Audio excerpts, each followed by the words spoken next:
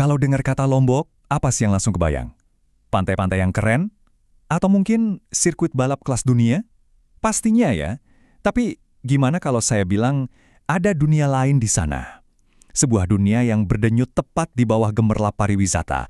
Dunia yang jauh lebih tua dan jauh lebih misterius.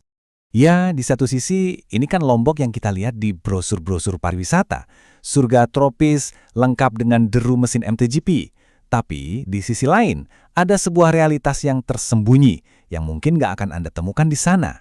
Ini adalah kisah tentang dua dunia yang sebenarnya nggak terpisahkan, di mana di balik cantiknya pantai, ada kepercayaan tentang ilmu hitam, hantu, dan kutukan yang masih hidup sampai sekarang. Dan disinilah letak paradoks utamanya. Lombok memang dijuluki Pulau Seribu Masjid, sebuah simbol keislaman yang kuat. Tapi, coba deh kita kupas sedikit lapisannya. Di bawahnya, kita akan menemukan fondasi kepercayaan animisme yang sudah ada dari zaman dulu banget. Kepercayaan ini bukannya hilang loh, tapi justru hidup berdampingan, bahkan beradaptasi dengan dunia modern. Oke, sekarang kita bakal kenalan sama sosok yang paling menonjol dan bisa dibilang paling ditakuti dalam folklore Lombok. Namanya Selak. Dan percaya deh, ini bukan sekedar cerita hantu pengantar tidur biasa. Jadi, apa sih sebenarnya Selak ini? Gampangnya gini, Selak atau kadang disebut Tusela, itu adalah orang yang mendalami ilmu hitam. Mereka diyakini bikin perjanjian sama jin yang kemudian ngasih mereka kekuatan mengerikan buat berubah wujud, bisa jadi hewan, bahkan benda mati. Tujuannya cuma satu, mencelakai orang yang mereka benci. Ngeri kan? Dan ternyata, Selak ini nggak cuma satu jenis. Ada macam-macam. Ada selak bunga yang suka bikin orang jadi berantem. Ada selak bangkai yang konon katanya memakan mayat. Ada juga selak beruang yang tugasnya mengirim penyakit. Kalau kita perhatikan, setiap jenis selak ini seolah-olah jadi wujud dari ketakutan terbesar kita sebagai manusia. Konflik, kematian, penyakit, sampai dendam. Nah, di sini nih yang bikin jadi menarik banget. Mitos Selak itu ternyata bukan cuma soal hantu-hantuan. Kalau kita lihat dari kacamata sosiologi, ini tuh semacam mekanisme kontrol sosial. Tuduhan menjadi Selak seringkali muncul dari rasa cemburu atau pas lagi ada konflik di dalam masyarakat. Jadi bisa dibilang, mitos ini berfungsi buat menjaga moral dan aturan sosial di sana. Terus, gimana cara melawannya? Menurut kepercayaan di sana, ada cara-cara yang cukup praktis. Mulai dari bawa jimat sederhana kayak jahe atau peniti, pakai ranting pohon kelor yang dianggap sakti, sampai membaca doa Al-Kausar. Ini nunjukin betapa nyatanya kepercayaan ini dalam kehidupan sehari-hari mereka. Oke, dari urusan antar manusia, sekarang kita geser sedikit. Kita akan mendaki, secara kiasan tentunya, ke jantung spiritualnya Lombok itu sendiri, Gunung Rinjani. Buat masyarakat Sasak, Rinjani itu bukan cuma tumpukan batu dan lava. Rinjani itu eksis mundi, alias poros dunianya mereka. Tempat suci yang dijaga oleh sosok gaib bernama Dewi Anjani. Dia diyakini sebagai seorang putri raja yang menghilang dan sekarang jadi penguasa Rinjani. Di puncak Rinjani ada danau kawah yang katanya menyimpan banyak rahasia. Pertanyaannya, emang bisa ya sebuah danau beneran meramalkan takdir kita? Nah, menurut legendanya, Danau Segara Anak punya kekuatan kayak gitu. Jadi, kalau pas Anda lihat danau itu kelihatan luas banget, itu pertanda bagus.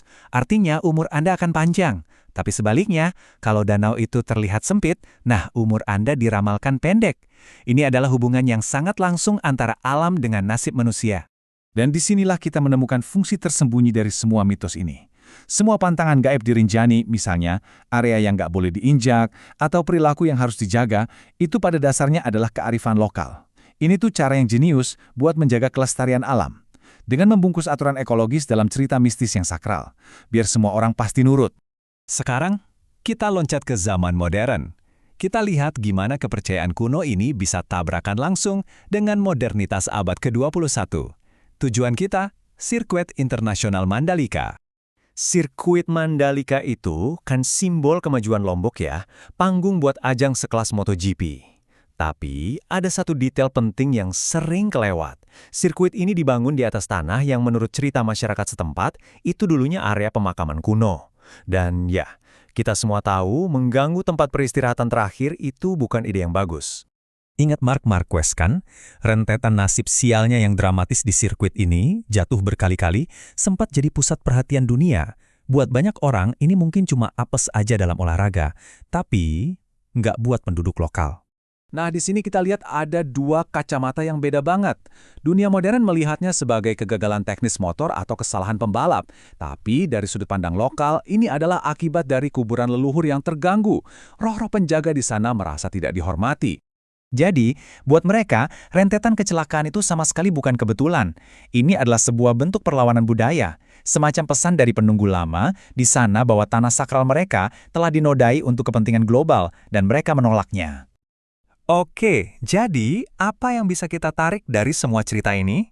Kita sudah lihat bagaimana mitos bisa membentuk aturan sosial, menjaga alam, dan bahkan menantang modernitas. Dan inilah poin utamanya. Modernisasi di Lombok itu ternyata nggak serta-merta menghapus kepercayaan kuno. Malah sebaliknya, keduanya beradaptasi dan menyatu. Mitos dan modernitas ini menciptakan sebuah realitas baru yang sangat unik, di mana dunia fisik dan dunia metafisik itu berjalan barengan, bahkan kadang tumpang tindih. Jadi, ada beberapa hal penting yang bisa kita kantongin dari sini. Pertama, mitos seperti Sholaik itu punya fungsi sosial yang nyata. Kedua, kearifan lokal itu seringkali tersembunyi di balik hal-hal yang dianggap tahayul. Ketiga, pembangunan modern nggak bisa gitu aja mengabaikan peta spiritual sebuah tempat. Dan terakhir, di Lombok, dunia yang terlihat dan tidak terlihat itu adalah satu kesatuan. Nah, ini ninggalin kita sama satu pertanyaan buat direnungin.